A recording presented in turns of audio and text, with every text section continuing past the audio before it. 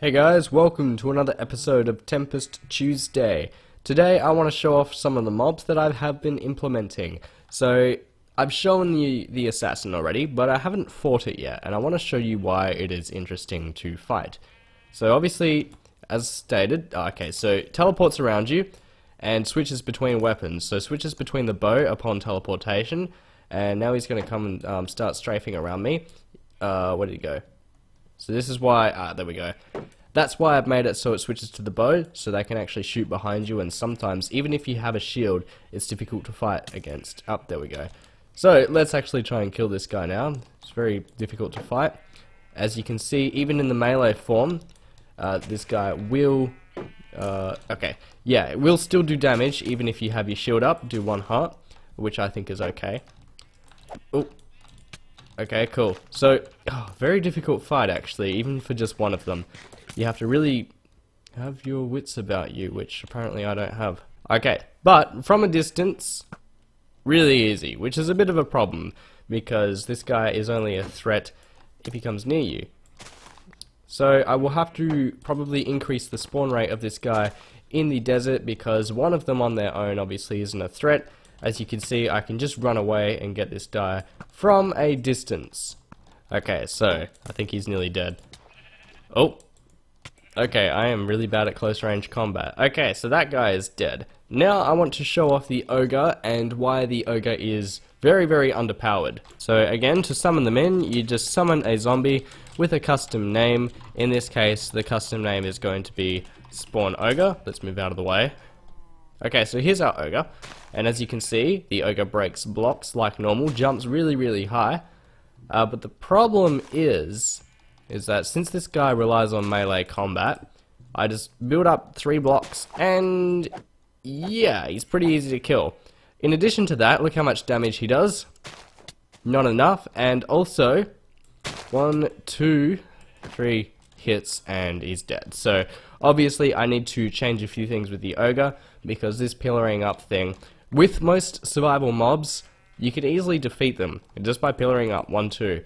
I know that spiders, creepers, and skeletons are exceptions to this, but any custom mob that solely relies on melee is absolutely useless against a simple 1, 2, 3 blocks. Okay, so now I want to talk about the next mob, which is the Yeti, only spawns in snow biomes. This guy, if you are faced with him, you cannot outbeat it. If you try and fight this guy, you will lose. However, if you use your wits, then you might have a chance against this guy. So obviously, this is still a problem where I can just pillar up and then just kill this guy. However, we're just going to assume that I'm going to add in attack where he can jump up, and then that will solve that problem there. So let's go down, and this guy will outrun me if I keep going downhill. So we need to go uphill as much as we can. This guy has some serious jump, and we need to just keep shooting him like that. As you can see, also huge amounts of knockback, which kind of gives you a chance as well, but I think it adds to how extremely dangerous this guy is, and also he can knock you off cliffs and things. So, I really need to outsmart the Yeti in order to fight.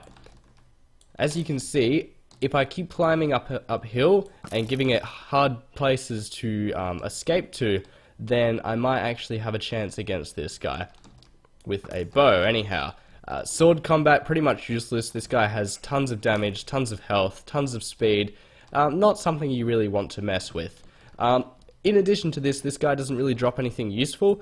It's mainly put there just to make the snow biome more of a difficult place, because the reward in the snow biome is that it is full of custom structures, which will have pretty powerful custom loot, and I think this loot is way too overpowered, but at the same time, I don't want the mobs inside to be extremely overpowered either, so I'm going to add in these guys, which make the entire biome just a little bit more of a threat.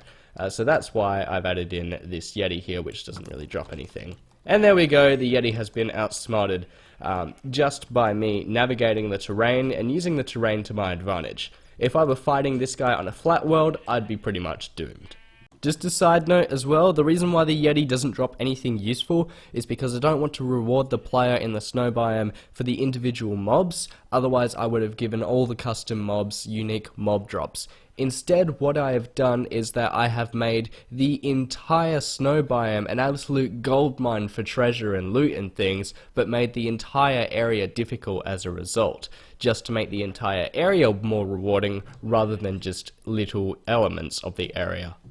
This next mob is extremely rare but extremely powerful and only spawns in the nether because I think the nether isn't dangerous enough. Similar to the Yeti, you can only outsmart this guy any melee combat and you want to be extremely geared up because this guy will kill you. And so, you cannot pillar up with this guy because he has a lightning attack which was just demonstrated right there. Oh, I've fallen into a cave. Now I'm pretty much stuffed because I'm in a confined area. I've got nowhere to run to, unless this cave takes me somewhere good. No, it looks like I'm pretty doomed. Oh god, okay. So I wasn't expecting this, but this is kind of like what you'd expect to see in nether combat. I need to get out of here. This guy's going to outrun me now that I'm on fire. Once you get on fire, then yeah, that guy, speed will overtake you. So that's how I've designed his speed. So you can outrun him, but if you catch fire, you're doomed. How am I supposed to get out of here? Oh yeah, we can pillar up here. No, struck by lightning. See, that's why you got to keep your distance from this guy. And I think I'm going to spawn in another one of these guys because that guy is long lost to the caves. Let's spawn in another one and try and actually kill him using nothing but our wits. So, lightning is a little bit too much. We need to run away and fast. Also, fire resistance potions will make this fight pretty easy.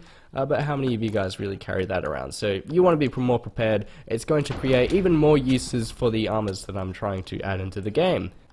So now that I'm at a distance, I have a better chance of killing this guy, but as you can see, he's fast approaching.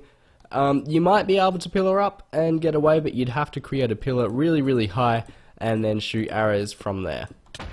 Ouch, ouch, ouch. Okay, that's a tough one. That's really tough. So let's shoot this guy from all the way up here, and I think we're safe from this distance. So this might be a problem again, and I will try and fix that by giving this guy a jumping ability. So let's go down here and take a look at the loot. So you get this lightning axe, and you also get a fire axe. The fire axe will only have fire aspect and mending on it. But the lightning axe will have a custom ability and mending because it's a gold axe, and I'm going to decide what that ability is in the near future. Anyway guys, the world download for the super flat world will be in the description below as usual.